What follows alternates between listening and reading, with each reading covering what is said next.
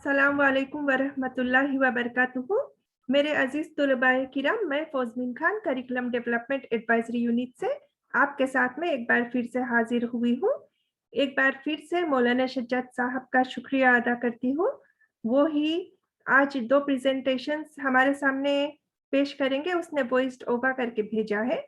तो पार्ट 1 में हम देखेंगे अरफात, और उसके बाद एक और प्रेजेंटेशन होगा तवाफ पर। तो मैं स्क्रीन शेयर कर लेती हूँ ताकि आप प्रेजेंटेशन को देख सके। सबसे पहले हम अरफात को देख लेते हैं। तो हज लेसन पर ये है।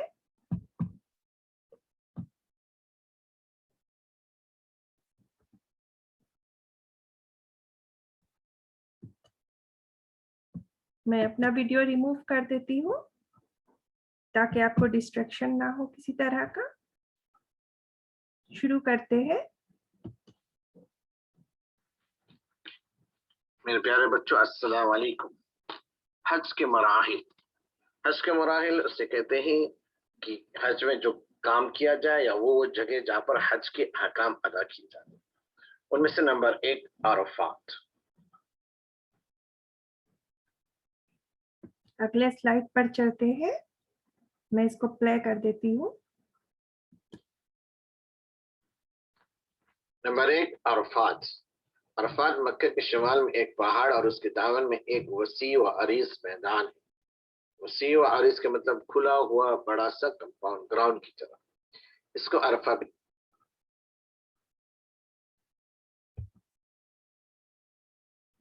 माजरत चाहती हूँ, इस स्लाइड को मैं फिर से प्ले कर देती हूँ। नंबर 1 अरफात। अरफात मक्के के शिमाल में एक पहाड़ और उसके दामन में एक वसी व अरीज मैदान है। वसी व अरीज का मतलब खुला हुआ बड़ा सा कंपाउंड ग्राउंड की तरह। इसको अरफा भी कहा जाता है और अरफात भी।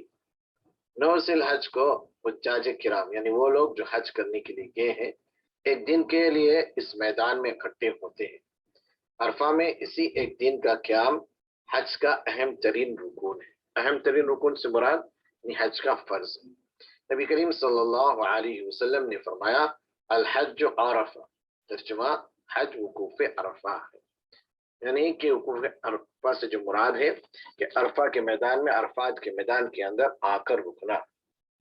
जामे तिरमिजी की हदीस है। अगले स्लाइड पर चलते हैं। को मैं प्ले कर देती हूँ।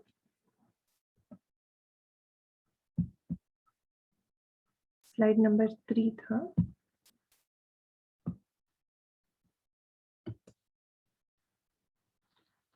अगर कोई हज करने वाला हज के तमाम अरकान अदा करे मगर मैदान अरफात में एक दिन के क़याम का मौका खो दे, यानी इसके मतलब है कि वह क़याम नहीं करे, तो उसका हज नहीं होता और फिदिया वगैरह से इसकी तलाफी भी नहीं होती। फिदिया कहते हैं जानवर ज़बह करने की वजह से उसके हज के अंदर जो कमी है वो पूरी नहीं होगी। ऐसे शख्स पर लाजिम है, यानी ज़रूरी है कि वो अपनी कुर्बानी बकरा, ऊंट या गाय ज़बह कर दे, एहराम उतार दे और आइंदा साल दोबारा हज करे। ऐसा क्या है, अरफात के छोड़ने से आदमी को हज कंप्लीट नहीं होगा, उसको दोबारा आकर हज करना होगा। नबी अकरम सल्लल्लाहु अलैहि वसल्लम का फरमान है, यौम अरफा के सिवा ऐसा कोई दिन नहीं जिसमें अल्लाह ताला इतनी कसरत से अपने बंदों को आग से आजाद करते हैं। इस रोज अल्लाह ताला अपने बंदों के बहुत करीब होता है और फरिश्तों के सामने उन हाजियों की वजह से फख्र करता है और फरिश्तों से पूछता है, जरा बताओ तो ये लोग क्या चाहते हैं। सही मुस्लिम की हदीस है। अरफा के दिन हुज्जाज कराम हज का खुतबा सुनते हैं, फिर नमाज ज़ोहर और नमाज असर का कसर और जमात करते हैं, यानी दोनों एक वक्त में पढ़ते हैं। अगले स्लाइड की तरफ चलते हैं। Slide number 4।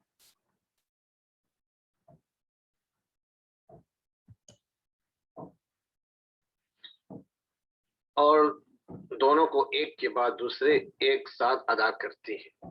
दोनों से मुराद क्या है, ظہر اور عصر کی نماز دونوں کے لیے اذان ایک ہی ہوتی ہے، البتہ اقامت تکبیر الگ الگ کی جاتی ہے. ظہر کے لیے الگ تکبیر ہوگا اور عصر کے لیے الگ تکبیر ہوگی.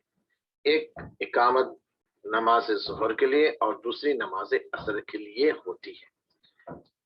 عرفہ میں قیام کرتے ہوئے حجاج کرام پوری توجہ کے ساتھ اللہ کا ذکر کرتے رہتے ہیں، اس کی حمد و ثنا بیان کرتے ہیں اور سورج غروب ہونے تک اپنی مغفرت کے لیے دعا مانگتے رہتے ہیں. یعنی یہ کام حجاج کرام حاجی جو ہے میدان عرفہ میں رک کے کریں گے، پھر سورج غروب ہوتی ہی مزدلفہ کے لیے روانہ ہو جاتے ہیں. اگلی سلائیڈ دیکھتے ہیں، یہ لاسٹ سلائیڈ ہے، سلائیڈ نمبر 5.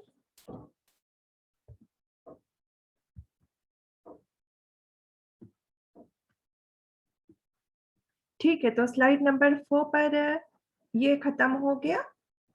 اب ہم دوسرے سلائیڈ کی طرف بڑھیں گے.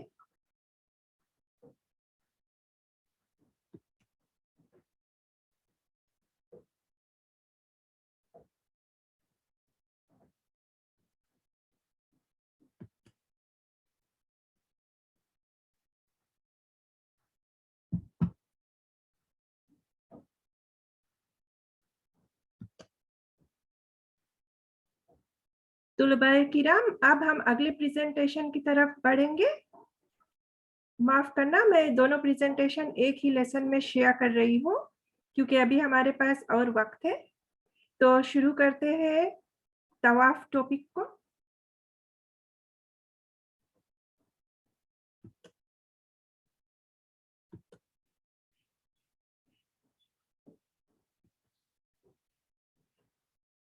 حج کے مراحل نمبر 2 طواف.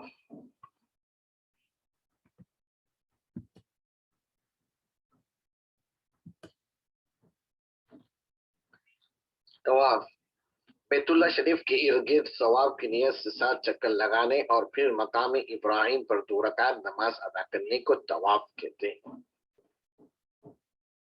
مقام ابراہیم وہ پتھر ہے جس پر ابراہیم علیہ السلام نے کھڑا ہو کر بیت اللہ کی تعمیر کی تھی اور اس پر اس کی نشان ہے. طواف اپنے احکام کے اعتبار سے نماز کی قسم کی عبادت ہے. دونوں میں فرق یہ ہے کہ طواف صرف بیت اللہ کے گرد ہوتا ہے اور اس کے دوران میں بات چیت کی جا سکتی ہے، جبکہ نماز تمام مساجد بلکہ زمین کے ہر پاک حصے پر پڑھی جا سکتی ہے اور اس میں بات چیت کی ممانعت ہے، یعنی بات کرنے کی الاؤڈ نہیں.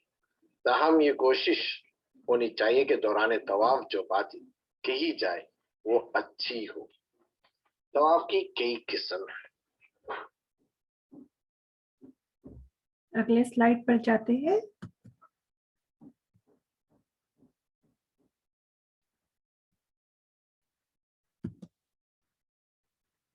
طواف قدوم اسے کہتے ہیں ارائیول طواف. میقات سے احرام باندھ کر مکہ پہنچنے پر سب سے پہلی جو طواف کیا جاتا ہے اسے طواف قدوم کہتے ہیں. میقات وہ جگہ ہے جہاں پہ آدمی احرام باندھتے ہیں اور مکہ پہنچتے ہی یہ طواف کرنا ہوتا ہے.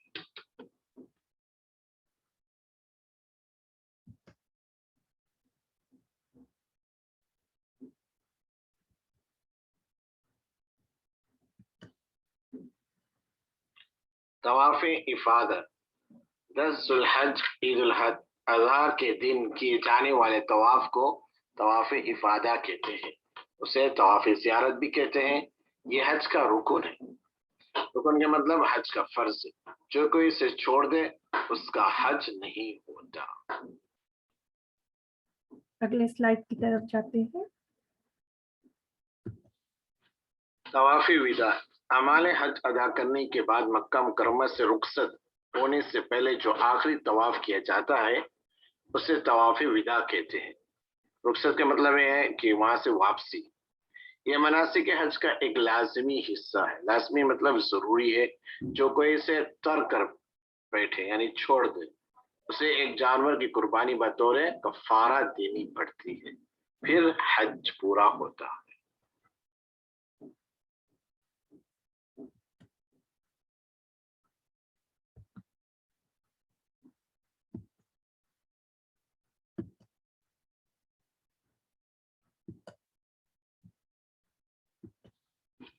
طوافی ودا اعمال حج ادا کرنے کے بعد مکہ مکرمہ سے رخصت ہونے سے پہلے جو آخری طواف کیا جاتا ہے اسے طواف ودا کہتے ہیں۔ رخصت کا مطلب یہ ہے کہ وہاں سے واپسی۔ یہ مناسک حج کا ایک لازمی حصہ ہے۔ لازمی مطلب ضروری ہے، جو کوئی اسے ترک کر بیٹھے یعنی چھوڑ دے اسے ایک جانور کی قربانی بطور کفارہ دینی پڑتی ہے، پھر حج پورا ہوتا ہے۔ شاید میں نے لاسٹ سلائڈ 2 بار پلے کر دیا ہے، لیکن پھر بھی انفارمیشن دوبارہ ریپیٹ کرنے سے کچھ ایشوز نہیں ہے۔